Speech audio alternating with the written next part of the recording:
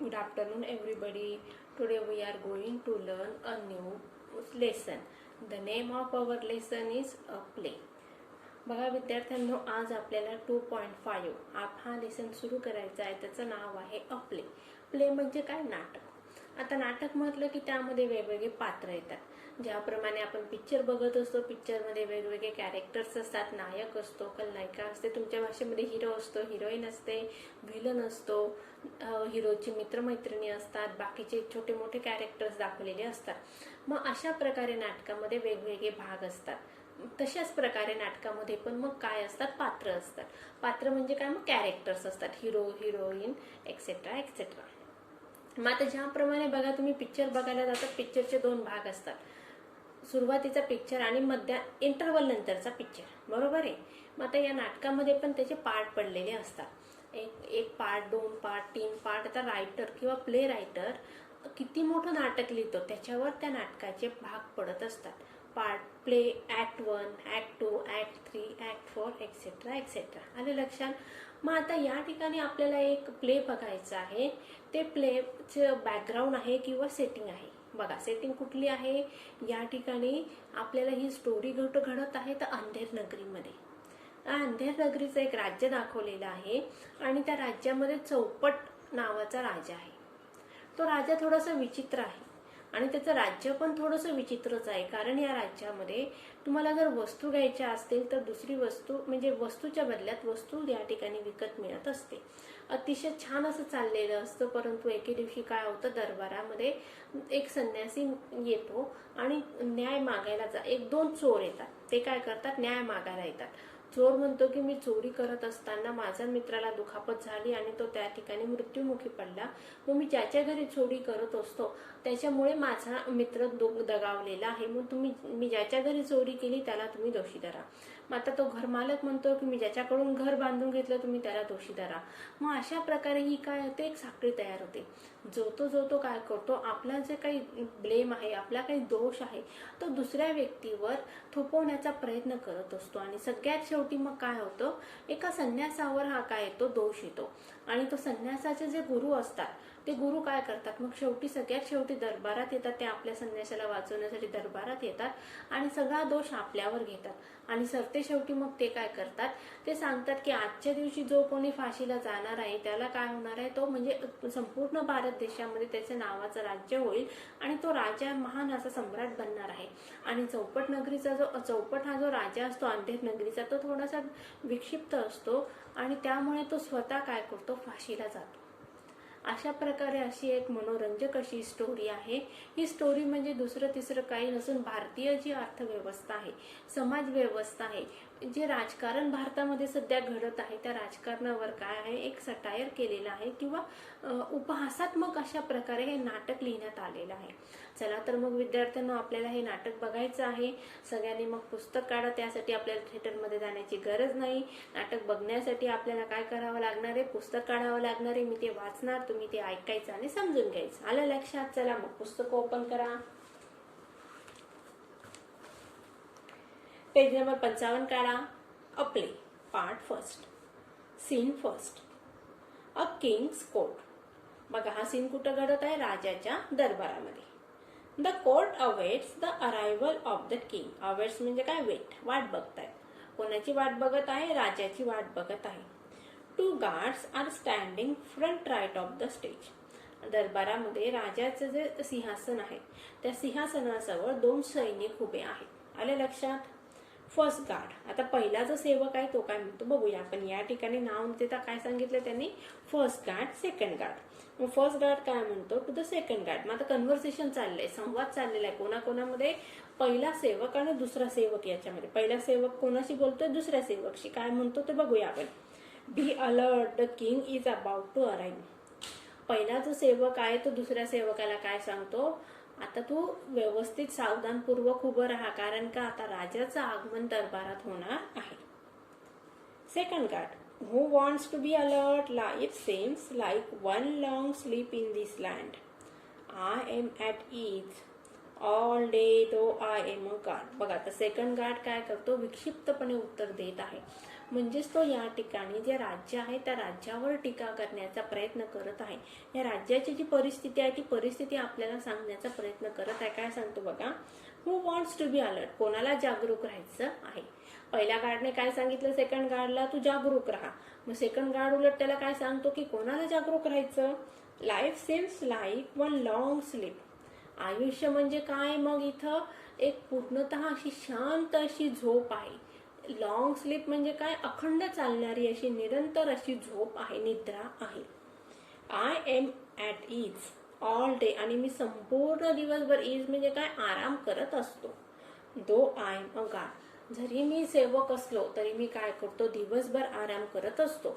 म्हणजे या ठिकाणी हा गार्ड काय सांगत आहे, या ठिकाणी या अंधेर नगरीमधलं आयुष्य कसं आहे, अतिशय सिंपल आहे. या ठिकाणी कुठल्याही प्रकारचे टेन्शन नाही आहे. आयुष्य म्हणजे काय, अखंडपणे निद्रा आहे. आता निद्रा म्हणजे काय, निद्रा म्हणजे झोपेत आपण काय करत असतो, शांतपणे पहुडलेलो असतो. त्या ठिकाणी आपलं मेंदू कार्यरत असतो, परंतु आपल्या शारीरिक हालचाली होत असतात का, नाही. कुठल्याही प्रकारच्या गोष्टी आपण त्या ठिकाणी करत नसतो, फक्त आपण आपल्या शरीराला आराम देत असतो. मग या ठिकाणी हा गार्ड काय करत आहे, तुलना करत आहे कशाची, आयुष्याची आणि झोपेची. तो काय सांगत आहे, आयुष्य म्हणजे काय झालेले, या ठिकाणी एक निवांत अशी निद्रा झालेली आहे. First guard, how boring, I wonder if some interesting drama will unfold at the court today. It would enliven the atmosphere. म्हणजे आता या ठिकाणी या लोकांना सुद्धा, सैनिकांना सुद्धा आयुष्य कंटाळवाणं झालेलं आहे, नीरस झालेलं आहे. काय सांगतात ते बघा, हाऊ बोरिंग, आयुष्य किती कंटाळवाणं झालं आहे ना. आय वंडर, मला असं वाटतं, आश्चर्य वाटतं की असं काहीतरी घडावं. If some interesting drama will unfold, unfold म्हणजे काय, ओपन, एखादी इंटरेस्टिंग म्हणजे काय, मनोरंजक अशी घटना आपल्या दरबारामध्ये घडावी. ॲट द कोर्ट टुडे, आजच्या दिवशी दरबारामध्ये एखादी अशी मनोरंजक अशी घटना घडावी. इट वुड एनलायवन द ॲटमॉस्फिअर, एनलायवन म्हणजे काय, मेक चेअरफुल. ॲटमॉस्फिअर म्हणजे वातावरण, म्हणजे दरबारातलं जे काही वातावरण आहे ते वातावरण आनंदी बनवण्याचं काम कोण करेल. मग एखादी अशी अनएक्सपेक्टेड अशी सडन अशी घटना घडली, त्या घटनेमुळे काय होणार आहे, सगळं वातावरण बदलून जाणार आहे ना, अशी घटना घडावी असं मला वाटतं. असं कोण म्हणत आहे, पहिला सेवक. बघूया second guard, I would be equally happy if there was none. Enter the disciple looking around.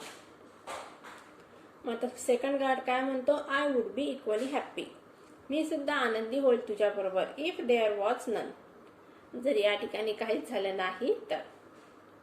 आता कोण येत आहे बघा, enter the disciple looking around. Entry झालेली आहे कोणाची, संन्यासाची. संन्यासाचा जो सेवक आहे किंवा शिष्य आहे त्याची एंट्री झालेली आहे. Second guard, first guard, halt, you are stranger, give your identity. Halt means stop. First guard काय सांगत आहे, थांब. यू आर स्ट्रेंजर, तू कोण आहे, अनोळखी आहे. यू आर स्ट्रेंजरचं क्वेश्चन टॅग काय होणार, aren't you. Give your identity, आता याचं चेंज द वॉइस कसं होणार, give your identity, late your identity be given. आणि वाक्य कुठलं आहे, आज्ञार्थी वाक्य म्हणजे इम्परेटिव्ह सेंटेन्स आहे. डिस्पल, you are right. I am a visitor here, a disciple of the wise sage from the Ghangor forest which lies to the east of your kingdom. बघा काय सांगते डिस्पल, तू बरोबर बोलतो, मी कोण आहे, स्ट्रेंजर आहे, अनोळखी आहे, मी या राज्यातील नाही आहे. मी कोण आहे, व्हिजिटर. व्हिजिटर म्हणजे काय, प्रवासी आहे, भेट देणारा आहे. मी कुठून आलोय मग, आणि कोण आहे मी, आपली ओळख या ठिकाणी तो शिष्य सांगत आहे. अ डिस्पल ऑफ द वाईज सेज, मी एक शिष्य आहे, कोणाचा, वाईज सेज म्हणजे एका हुशार अशा तज्ञ अशा संताचा मी कोण आहे, शिष्य आहे. फ्रॉम द घनघोर फॉरेस्ट, आणि मी कुठल्या जंगलातून आलेलो, घनघोरच्या जंगलातून मी आलेलो आहे. आता ते जंगल कुठं आहे, which lies to the east of your kingdom, आपलं जे राज्य आहे त्याच्या ईस्ट दिशेला हे जंगल आहे, पूर्व दिशेला हे जंगल आहे. First guard, what brings you here, मग पहिला सेवक काय करतो, चौकशी करतो, मग तू इथं कशासाठी आला आहेस. Disciple, I have heard amazing stories about this kingdom of Andher Nagari and a great king चौपट. मग काय सांगत आहे आता हे काय सांगत आहे शिष्य, मी या ठिकाणी कशासाठी आलेलो आहे की मी ऐकलं म्हणे. काय ऐकलं मी? I have heard, past perfect tense, amazing stories about this kingdom. मला या राज्याबद्दल खूप अशा वेगवेगळ्या आश्चर्यकारक गोष्टी कानावर पडल्या. अंधेर नगरी, आणि हे किंगडम कुठलं आहे? मग अंधेर नगरीचं राज्य आहे. द ग्रेट किंग चौपट, आणि राजा कोण आहे यातला? महान असा राजा आहे चौपट. I am specially impressed by the fact that everything in the market is sold at the same price. आणि काय सांगते बघा, मला एक विशिष्ट गोष्टीचं आश्चर्य वाटलं की या ठिकाणी सगळ्या गोष्टी एका ठराविक रकमेला विकल्या जात असतात. नो कॉम्प्लिकेशन्स, कुठल्याही प्रकारची गुंतागुंत नाही आहे. म्हणजे तुम्हाला कपडे घ्यायला जायचे असतील एकच किंमत, चप्पल घ्यायची सेम किंमत, त्याचबरोबर तुम्हाला गोड पदार्थ घ्यायचे, लाडू पेढे घ्यायचे असतील तीच किंमत असणार आहे.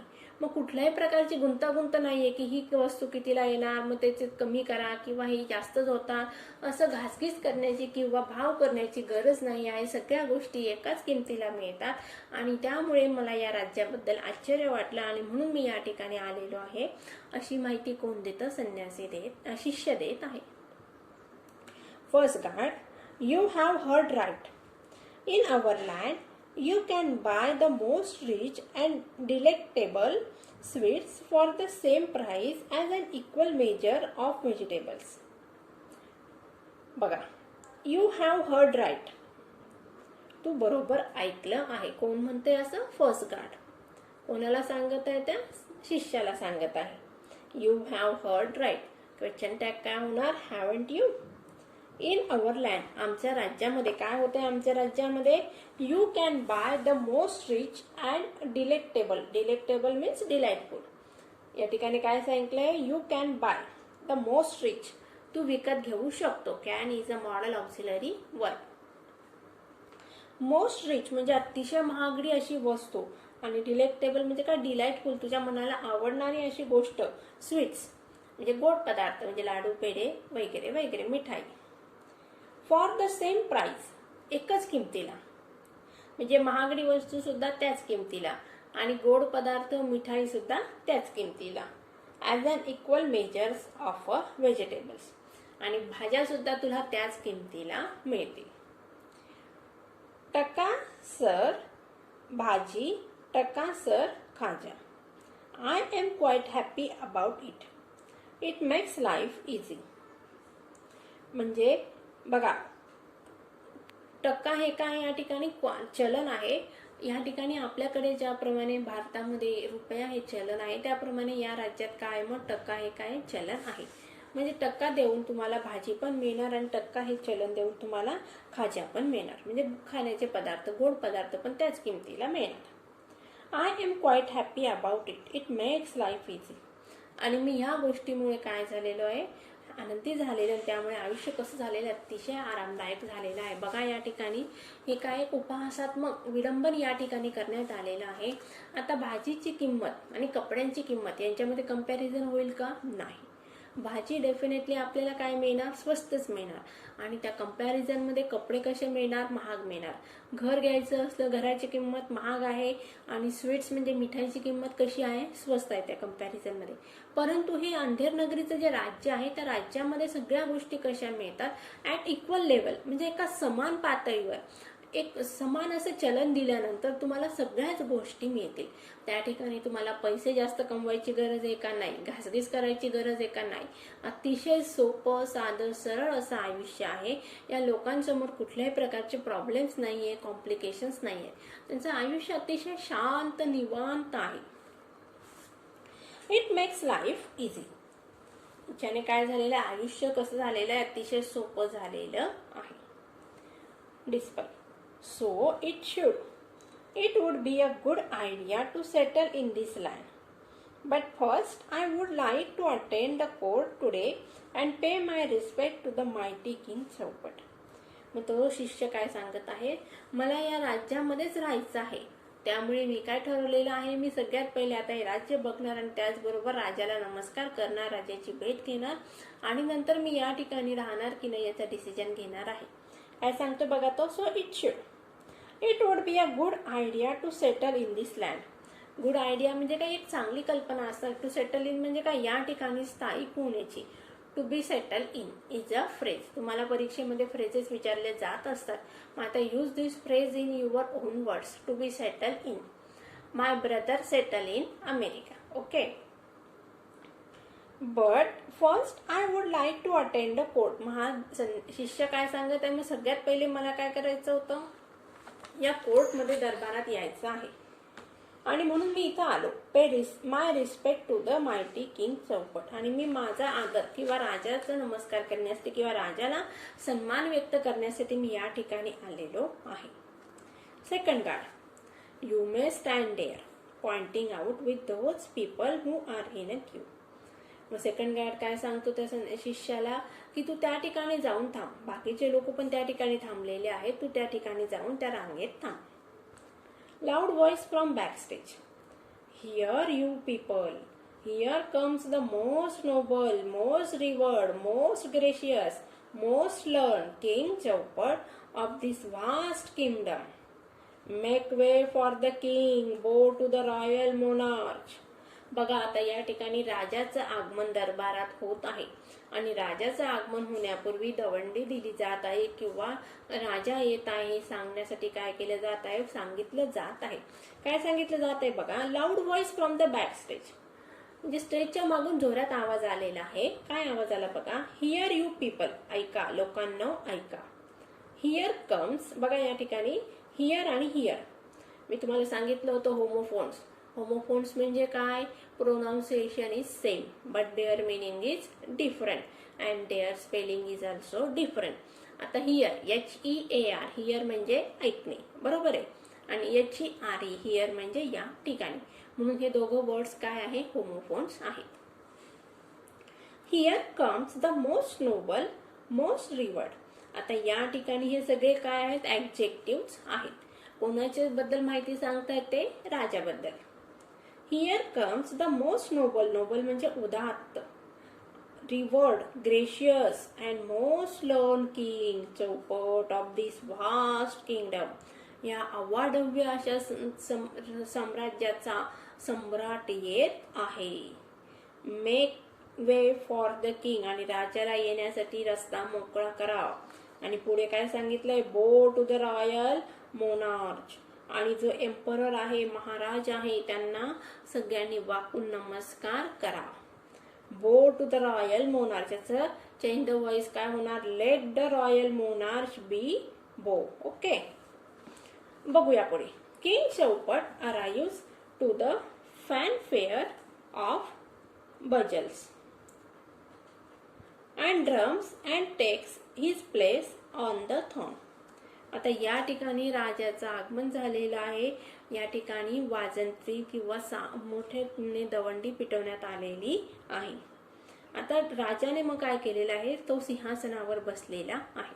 बघूया पुढे. King let the court begin. या ठिकाणी राजाने आज्ञा केली. काय आज्ञा केली, की दरबाराला सुरुवात करूया. आता लेट असलेल्या वाक्यांचं क्वेश्चन टॅग कसं करायचं असतं, वाक्य जशाला तसं लिहायचं आणि काय लिहायचं, कॉमा करायचा. Shall we. आले लक्षात. पुढे बघूया. Fourth guard messenger the first complaint. आता फोर्थ गार्ड आलेला आहे. तर काय सांगतो राजासमोर, कीच पहिली तक्रार आहे. Thief rushes forward and wails loudly. Thief rushes forward म्हणजे काय, जोराने पुढे येतो आणि मोठ्याने बोलायला लागतो, विवळायला लागतो. वेल्स म्हणजे काय, विवळणे, रडायला लागलाय थोडक्यात तो. Justice o most great king I beg for justice. मला न्याय पाहिजे महाराज, मला न्याय पाहिजे आहे, असं तो चोर सांगत आहे. बघा, चोर न्याय मागायला आलेला आहे की नाही, उपरोधिकता आहे की नाही सटायर. आता चोरला कधी न्याय मागायची गरज असते का? चोर ज्यावेळेस चोरी करत असतो त्यावेळेस राजाला न्याय करायचा असतो दुसऱ्या लोकांसाठी. पण या ठिकाणी चोरच राजाजवळ न्याय मागण्यासाठी आलेला आहे. उपरोधिकता, एक भारतीय समाज व्यवस्थेची उपरोधिकता या ठिकाणी स्पष्ट करण्यात आलेली आहे. And what is your complaint king. राजा म्हणतो, बरं मग तुझी काय तक्रार आहे. In this great land of Andher Nagari my friend and I have been truly hard working honest thieves. बघा आता काय सांगतोय चोर. या मोठ्या अशा अवाढव्य अशा अंधेर नगरीच्या राज्यामध्ये मी आणि माझा मित्र दोघं काय करायचो, चोरी करायचो. हार्ड वर्किंग, आणि चोरी कशी करायचो आम्ही, खूप कष्टाने. आणि त्याचबरोबर आम्ही कशात, ऑनेस्ट आहोत, प्रामाणिक असे चोर आहोत. बघा चोर कधी प्रामाणिक असतो का, नाही. तो प्रामाणिक असं त्याने चोरी केली असती का, नाही. पण या ठिकाणी चोर काय सांगत आहे, आम्ही कसे आहोत, हार्ड वर्किंग आहोत. आता चोरी करणं हे कष्टाचं काम आहे का, नाही. हे काय अतिशय सोपं असं काम आहे, कारण चोर त्यात कसे असतात, एक्सपर्ट्स असतात. आणि या ठिकाणी चोर काय सांगत आहे, आम्ही खूप कष्टाचं काम करतो आणि ते पण अतिशय प्रामाणिकपणे करत असतो. आहे की नाही सटायर उपरोधिकता. बघूया पुढे. All these years we have been true to our professions. आणि खूप वर्षांपासून आम्ही आमच्या व्यवसायाशी प्रामाणिक आहोत. And what is our reward. आणि आता प्रामाणिकतेचं आम्हाला काय फळ मिळालं. Last night with great efforts we made a hole in the wall of a merchant's house. काय सांगते बघा. आणि काय आम्हाला आमच्या प्रामाणिकतेचं फळ मिळालं. मागच्या रात्री आम्ही काय केलं, एका व्यापाऱ्याच्या घराला काय केलं, छिद्र पाडलेलं आहे. When all his family were away. आणि त्या दिवशी घरात कोणीही नव्हतं. My friend peered through that hole into the house. आणि माझ्या मित्राने काय केलं, मग त्या छिद्रामधून घरात एंट्री केलेली आहे. When suddenly the wall collapsed. आणि त्याच वेळी काय झालेलं आहे, ती भिंत तुटून पडली. Wails louder. आणि जोरात रडायला लागतो कोण, चोर. And my friend was instantly killed. आणि त्याच वेळी माझा मित्र, इन्स्टंटली म्हणजे काय, लगेच मृत्युमुखी पडला. I have lost my only friend and partner. काय सांगितलं त्याने बघा, आय हॅव लॉस्ट, माझा जो एकुलता एक मित्र होता आणि माझा जो व्यावसायिक भागीदारी होता तो सुद्धा मी गमावलेला आहे. O king, it is the merchant's fault for living in a house with such a weak walls.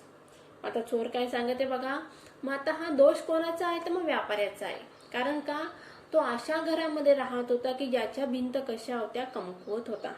बघा विद्यार्थ्यांनो, आता या ठिकाणी केस कोर्टात आलेली आहे किंवा राजाच्या समोर आलेली. या ठिकाणी ही केस कोर्टात उभीच राहायला नको पाहिजे. कारण का, चोरीचं काम हे कसं आहे, वाईट काम आहे, वाईट कृत्य आहे. चोराला राजाने सगळ्यात पहिले काय करायला पाहिजे, शासन द्यायला पाहिजे होतं. पण आता या ठिकाणी त्या चोराची जी तक्रार आहे, ती तक्रार कशी ग्राह्य धरली जात आहे आणि त्याच्यावरती आता वेगवेगळ्या ॲक्शन्स किंवा कृती केल्या जात आहेत. म्हणजे सगळं कसं आहे, अतिशय विचित्र आहे. आता या लेसनमध्ये किंवा या प्लेमध्ये पुढे काय होतं ते बघण्यासाठी आपल्याला नेक्स्ट लेक्चरला भेटायचं आहे. तोपर्यंत take care and good bye.